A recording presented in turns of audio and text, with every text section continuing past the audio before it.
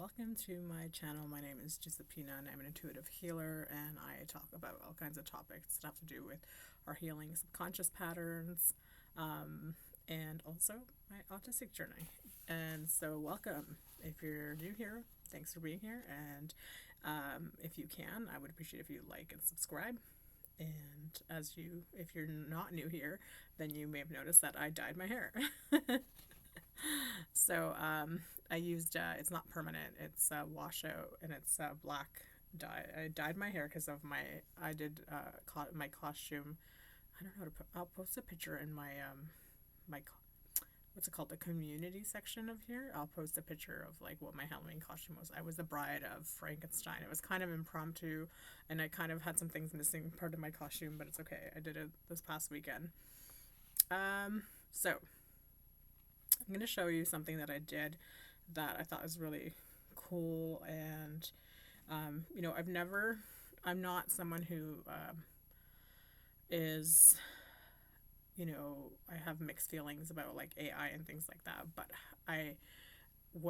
someone suggested to use it to help to schedule things for yourself. And because I'm in autistic burnout and have a hard time with things, I decided to help it with in terms of like helping with my business and my planning and that stuff.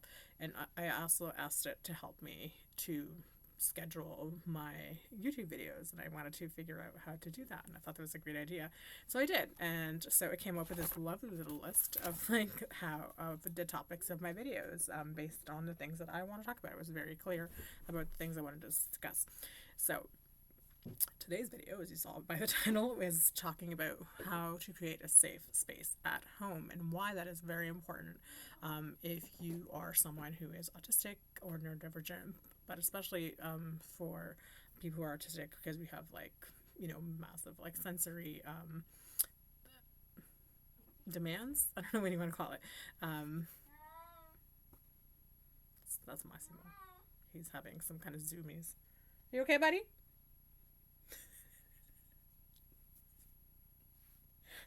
What are you doing? Are you okay? It's probably the ghost in the house again. Sorry. Okay, so we have requirements and things like that.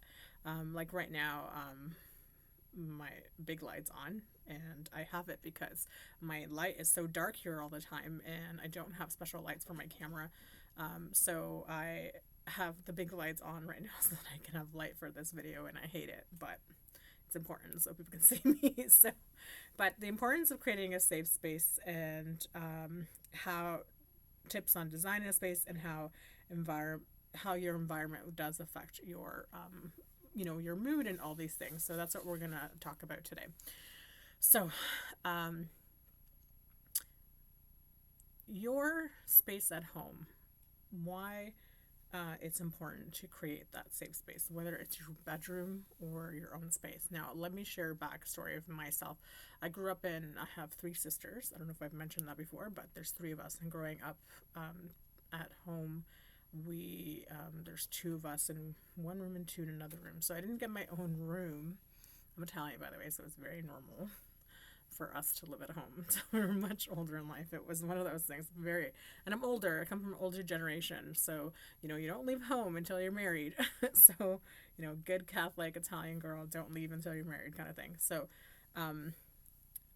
it's not incredibly weird for my generation when I say that I didn't get my own room until I was like, I think 21, which is weird because, my very Canadian counterparts here where I live here in Toronto, at that age, it was very common for like the Canadian people to, when I say Canadian, I mean people like that were like a British background, or they were very like Anglo-Saxon or whatever you want to call it. Those people tended to like be moving out at that age. Like they're at 19, 20, 21, they were like moving out of their homes. Meanwhile, I was just getting my own room finally at 21. And so I decorated it and everything. So what are the things that you want to look for? So the importance of having your safe space is that you need a space where you can be alone. For me, when I was younger, one of those things that was important was because I was very highly masked, expert mask, as I call them. Um, you know, I wasn't someone who showed myself breaking down or having these emotional meltdowns externally ever at any point. And this was something that occurred at nighttime in my bed when I went to bed every night. And because I shared a room up until I was 21, I learned how to cry quietly under my blankets and under my covers. And I was very good at breaking down quietly and internally. And so I would just cry myself to sleep a lot, often. And so, and this would happen even when I got my own room. It was a little easier because I didn't have to now physically hide it. So even though I would still have to be quiet because, my siblings were in another room, my parents and stuff, I was able to be more visible with my tears and things like that. So having a safe space where you can fall apart, where it can be quiet, where you can just be in your own sensory pleasure or joy in whatever way that looked like for you, and just have your own space, your own privacy is very important, because we feel like we don't belong anywhere. We're often not made to feel comfortable, wildly uncomfortable. In fact, we're usually made to feel wildly uncomfortable in every other space that we exist in. And so to have a space that is your own, where you can kind of just let go and just relax and be you, just be you, and where it's a safe place where you can be you is so important. And I realize that that is a luxury to some people, and that it's not something that you might have access to, in which case that might look like something different for other people. We had an attic, and so when we shared rooms and stuff, sometimes going off into the attic was that for me, or going into the garden was that for me, or maybe a closet space is that for you. And whatever that is for you, having that special little space. Maybe it's going up into the tree house, or climbing a tree, or going to the back veranda or something. Is that, I don't know, a porch, what do you call it? The different things that, the different spaces that you, I'm sure everyone has that one space. When you didn't have the opportunity to have your own space like I do now, like my own apartment that I've had for the past decade, but if you didn't have that space, then you had a space that was yours, that one space that was yours. And so whether that meant you locking yourself in your bathroom, or in the shower, or in the bath, or the closet, like I said, there's always that space that you had where you felt like you can kind of unmask and break down and be safe and alone, and be alone in that space and not feel like anyone is in that space. And so that space, having something that is your space, however that looks like, is very important for our mental health. And as we continue to be able to have a space, whether it's your bedroom or your own space, finding ways to make that a comforting space for yourself is going to be incredibly important, especially if you are in burnout like myself.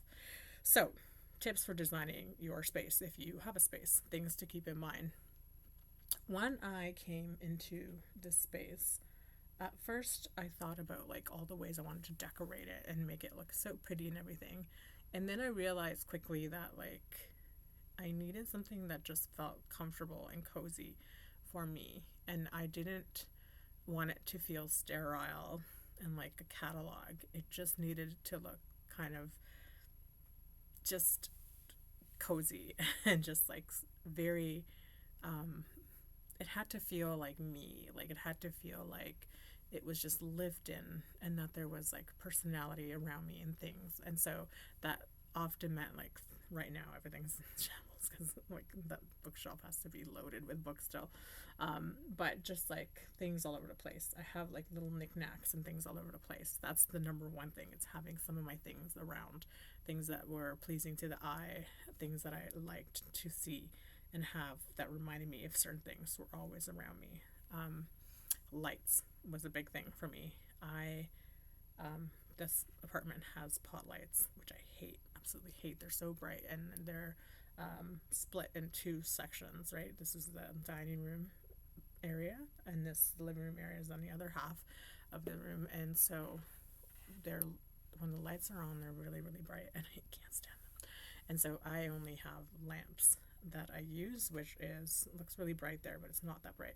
There is, I think the reason it looks that bright is because I have the pot lights, two of them behind there, but I have one lamp, like a standing one there, and then I have a dim one by the TV.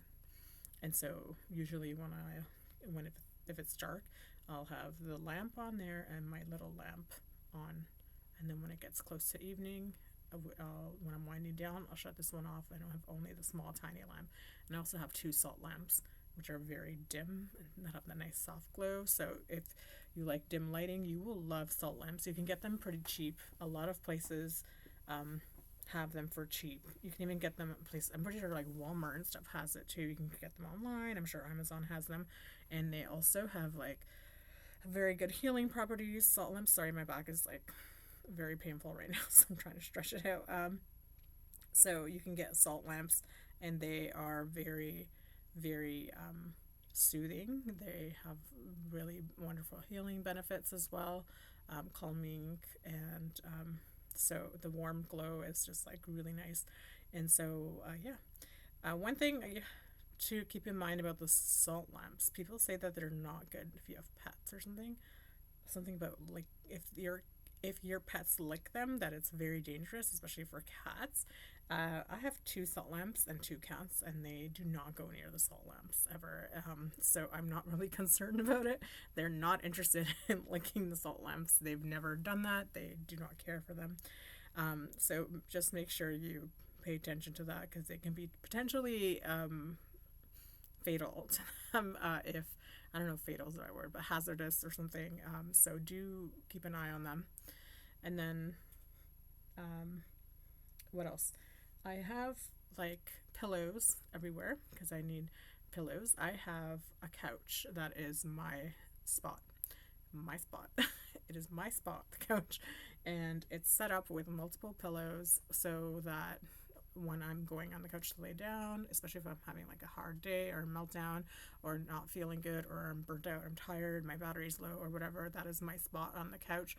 And so I will often go and lay in that spot, and just, it's perfectly positioned for me. The pillows are perfectly propped up, and it's great. And I would also have a blanket there. Most recently, it's not that recent because I've had it now for a few years, but my sister gifted me with this lovely skull blanket, and it's like a Sherpa blanket, and I realized that it's like amazing because one of my stims is, I have a tactile stim, which is rubbing certain fabrics with my fingers and nails, and I've been doing that since I was like literally a child, a baby. And I do it to soothe and when I'm stressed out, nervous, anxious, and things like that. And so the Sherpa blanket it's a wonderful material to stim with, and so that blanket on that couch is like an absolute heavenly thing for me. So that is my little cozy corner, and I love it. And I just have my little lamp there. What else? So lamps, so lighting, making sure you have your lighting adjusted for you is really important.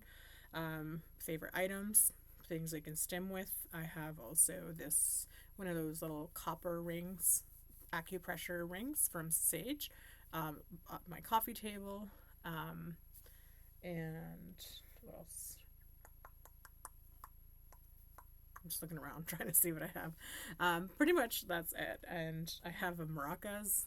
Sometimes like I'll pick them up and shake them and stuff like that. And yeah, I think that's pretty much it in terms of like that. So also I really like stuff like incense and having like nice scents and certain essential oils. And once again, be careful with certain things like that, because if your cats are getting into them, it can be dangerous for them depending on where you put them, and if they're some of them are hazardous, so be careful which ones you're using. Look into that. And that's pretty much it for the scents. I would say in terms of colors, I like very warm soft colors, and I like things like seafoam green and mint and soft teals and those types of colors. Like very serene colors are my favorite, and a lot of my furniture is white, or I have like off-white and beige colors and things like that with the seafoam greens, and or some soft pinks and things like that, soft blues. Like those are generally my colors that I go for. Neutral with some soft pastel-y colors, I'd say. Even though I like really edgy colors for myself when I dress up, usually I'm wearing black and dark colors and things like that. However, that is not my style at home. My entire bedroom is all white with white butterflies on the wall, and it's just like white. So, very like soft and things like that. And not in a sterile way. It's just sterile. Yeah, it's just in a very like muted way kind of way. For me, it's like good because it's not like sensory overwhelm, especially the bedroom. I like it that way. Okay, so let's just see. This is going really long, and I apologize for it. What else? I have a carpet by the couches, and it's like shag rug. I like to walk. I like being barefoot on that carpet. It's very nice for me. What else? That's pretty much it in terms of like the house. The other thing I want to say is that I don't invite people over to my house ever. I don't like having people over my house.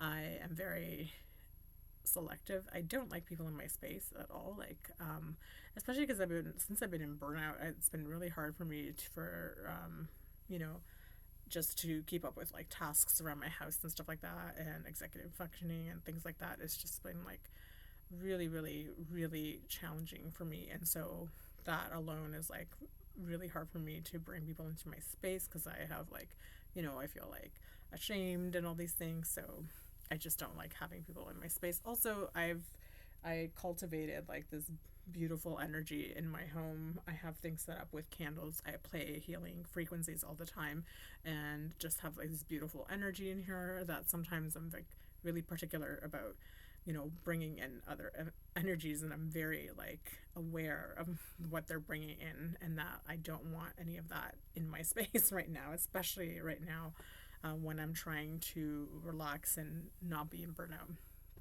The only person who comes over is literally my boyfriend. He's the only person who comes over, and my sister came over. She stayed over a couple of weeks, like last weekend or something. But otherwise, nobody comes to my house. No, and I like it that way. So yeah, making sure that you don't just let anyone into your space. You have to be mindful of the energy that people carry, and that energy, when you invite that into your space, that is going to affect your space. And as I mentioned, you can play healing frequencies. If you can even just go on YouTube.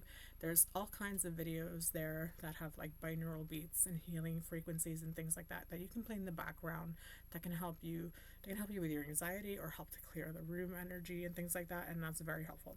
So creating a safe space in your home is going to really help you in terms of like your mental health. And the reason for this is that you want your house to be a place where you can regulate your emotions, and you might not be able to feel regulated if you like when you come in and it doesn't feel like grounding your space. Your home doesn't feel like it's a grounded space, and that is just, sorry, I'm trying to get comfortable here. So it's important that you create that space and that you feel comfortable in there and that you feel safe in there, because it's going to affect you. If you are outside having a bad day and you come back home and your space doesn't feel like a safe place where you can just let go and feel softness and that grounded energy, then what's the point? Like, we need to find, and like I said, if you have the luxury to do that. Otherwise, if you don't have the luxury to do that, then you have to figure out a way to create that in whatever space that you can, whatever capacity that you can. And so it'll affect your mood tremendously, because It'll help you to process things. It'll help you to sit with things. It'll help you to unmask and like let go and release things.